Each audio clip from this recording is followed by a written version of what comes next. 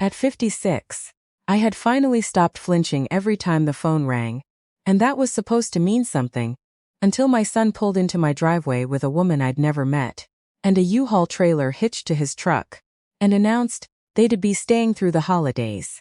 Before I could even get a sentence out, the woman smiled at me and said, "Harold mentioned you do all the cooking.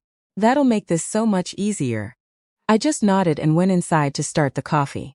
By the time I served breakfast 9 days later, there was a folder sitting next to her orange juice that neither of them saw coming, and what was written inside ended their marriage before lunch.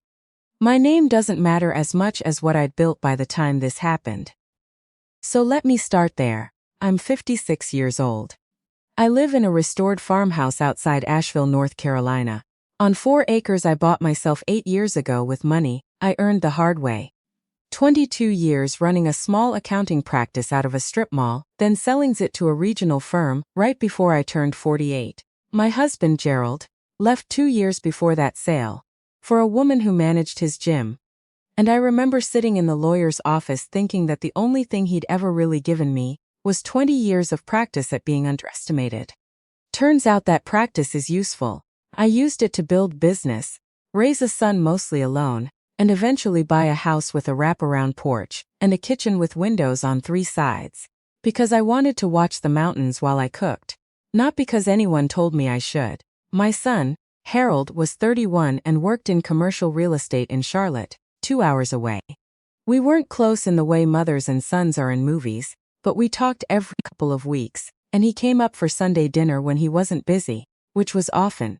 I knew he'd started seeing someone seriously back in the spring because his texts got shorter and his visits got rarer, which is usually how you find out a man's heart has gone somewhere else. Not by what he tells you, but by what he stops telling you. So when his truck rolled up that Thursday afternoon in October, with a young woman in the passenger seat and a trailer behind it stacked with furniture, I felt something drop in my stomach before I even processed what I was looking at. "Mom," he said, climbing out. "This is Devin, my wife." Wife. Not girlfriend, not fiancé, wife. Like it was a word he'd been saying for years. Devin got out of the truck slowly, the way people do when they want you to notice the getting out. She was maybe 26, dressed like she was about to be photographed for a magazine about rural living. All cream-colored linen and gold jewelry that looked too delicate for a farmhouse driveway. She extended a hand with bracelets that clinked together. "Mrs. Pratt, it's so wonderful to finally meet you. Harold talks about this place constantly." "Does he?" I said, shaking her hand. Her grip was soft, practiced, the kind of handshake you learn in a seminar. "We got married 3 weeks ago," Harold said, not quite meeting my eyes. "City Hall." It was sudden, but it felt right. 3 weeks. My son had been married for 3 weeks, and I was finding out about it in my own driveway, standing next to a trailer full of someone else's furniture.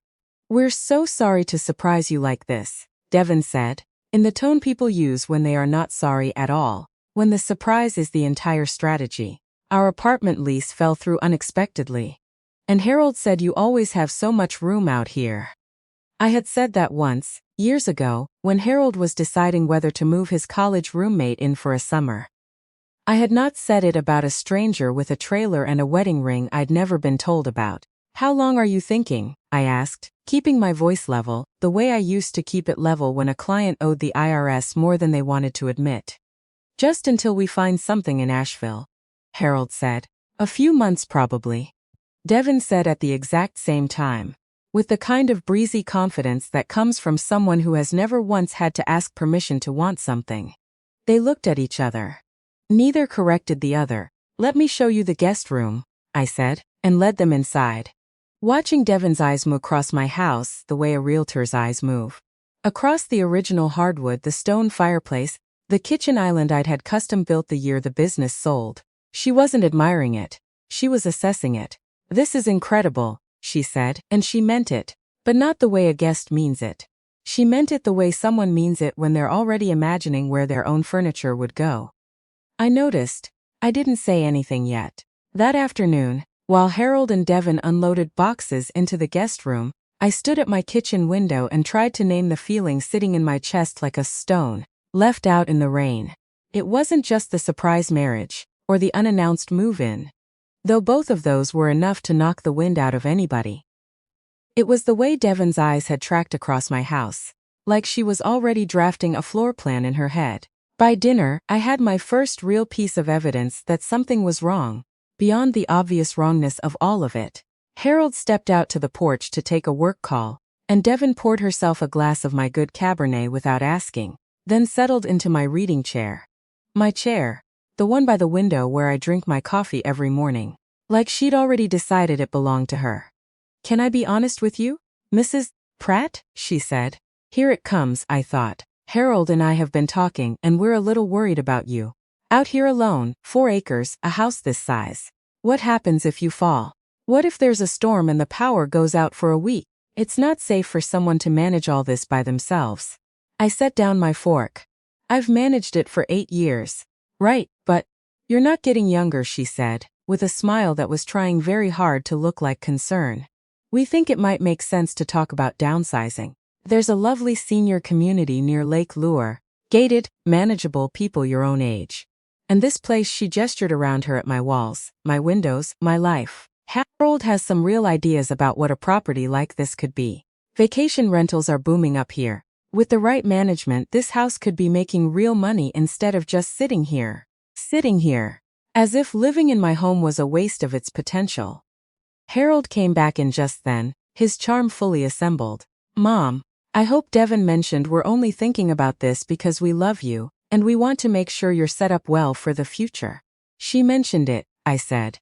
"The short-term rental market up here is incredible right now," he said. "We could set up a management structure that takes all the stress off you completely. You wouldn't have to think about a thing." Wouldn't have to think about a thing? The details, in other words. The contracts, the deeds, the fine print that would somehow always end up benefiting the people managing it, and never quite materializing for the person who'd built it. "That's very thoughtful of you both," I said, in a tone that sounded like gratitude and meant nothing of the sort. "I'll think it over." Harold relaxed. Devon smiled into her wine. Neither of them noticed I hadn't agreed to anything at all. The next morning was when I understood exactly what I was dealing with. I was standing at the stove making coffee when Devon came downstairs already dressed, scrolling through her phone, and delivered the line that would define the next week and a half. "I think we should talk about some ground rules while we're here," she said. Not looking up, Harold was at my kitchen table, laptop open, talking about quarterly numbers to someone on a video call, headphones in. My dining room had become his office overnight, my table, his desk, my house, his backdrop. "What kind of ground rules?" I asked. "Harold has a very specific routine in the mornings. He needs total quiet for his early calls, and he really thrives with a proper breakfast. Protein, not just cereal. Since you're already up early and you love to cook, it just makes sense for you to handle it. Just something ready by 6:30. I kept my face neutral. 6:30. She wanted me up at 5:30 preparing a hot breakfast for a man I'd known for 18 hours, in the house I'd paid for in full, with cash, after 22 years of work she knew nothing about. "I cook for myself most mornings," I said pleasantly. "Sure, but it's barely any extra effort for someone like you," she said. "You're so domestic. It's honestly one of your best qualities." One of my best qualities. As if running a household for 3 decades, raising a child, building a career, and surviving a divorce that gutted me was a parlor trick I should be flattered to perform on command for a stranger. Harold pulled one headphone out. "We'd really appreciate it, Mom. You make the best biscuits in the state, you know that." 6:30, I said. "I'll have it ready." He smiled like he'd won something.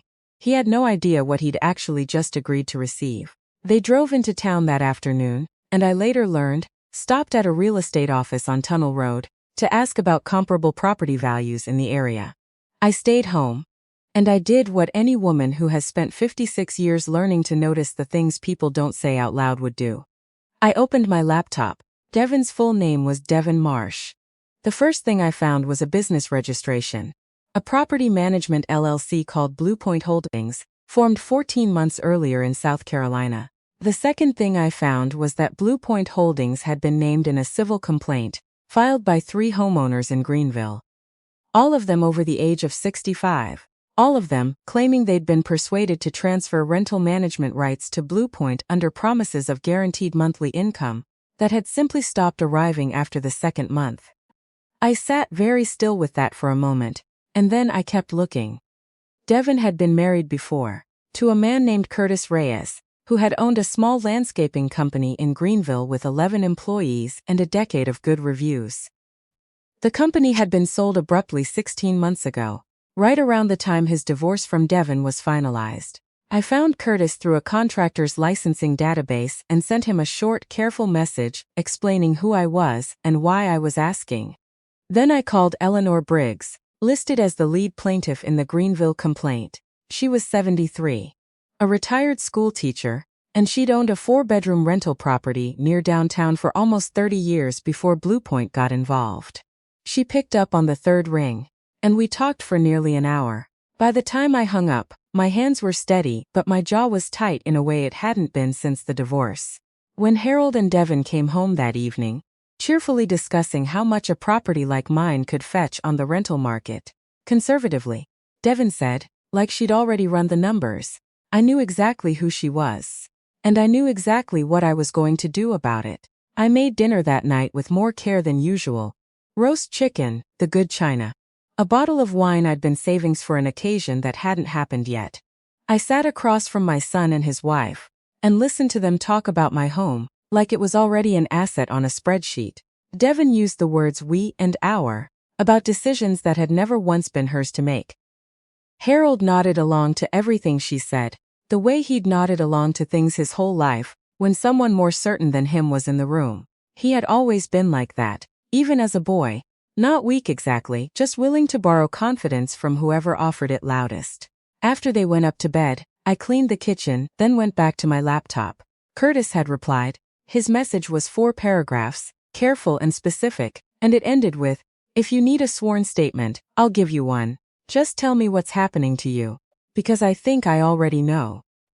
By 11 that night, I had everything I needed. Curtis's statement, Eleanor's documentation, copies of the Greenville complaint, and a formal report I filed online with the North Carolina Attorney General's Consumer Protection Division, since Devin had clearly started scouting properties in this state too. Then I went to bed, set my alarm for 5:15, and slept better than I had in days.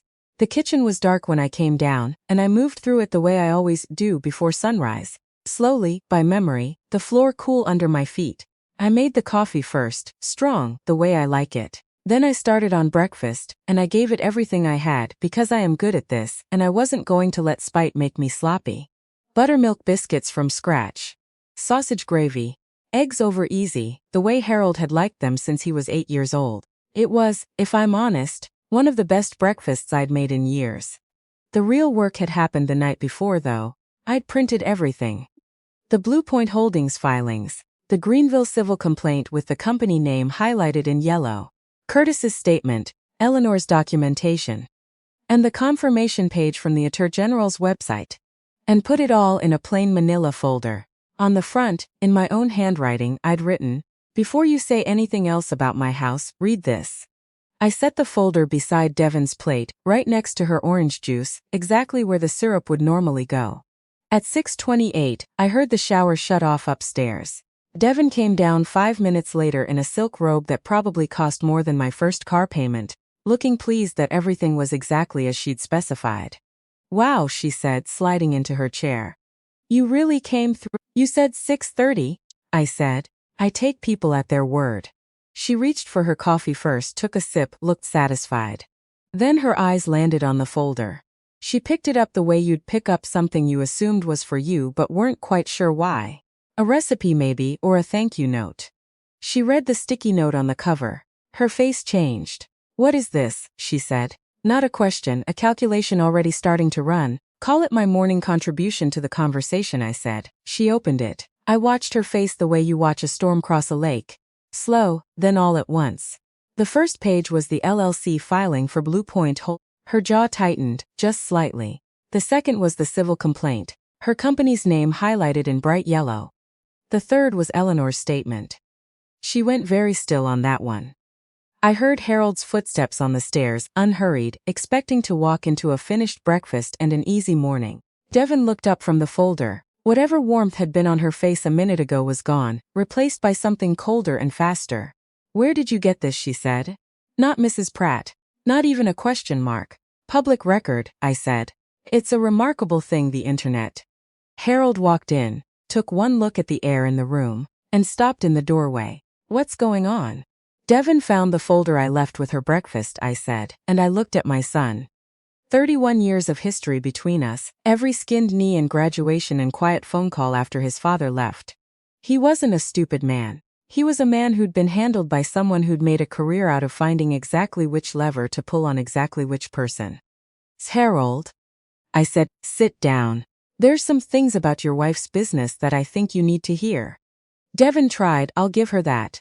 She called Eleanor's complaint a misunderstanding. She called the Greenville lawsuit disgruntled investors who didn't understand the market.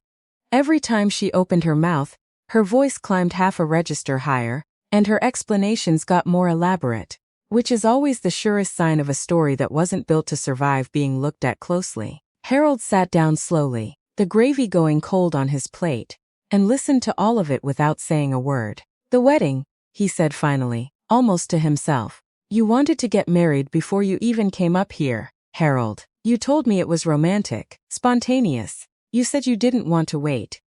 He looked up at her. You knew about this house before you knew my middle name. The room went very quiet. Devon stood up, smoothing the front of her robe, switching tactics the way people do when they realize charm has stopped working. This is a serious overreaction. There's context here you're missing. I filed a report with the Attorney General's office last night, I said. It includes Eleanor's documentation, Curtis's statement, and a pattern report on Blue Point Holdings. They were already looking into your company before I called. I just added detail.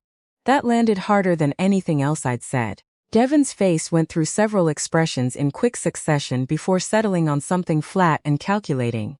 She didn't say another word.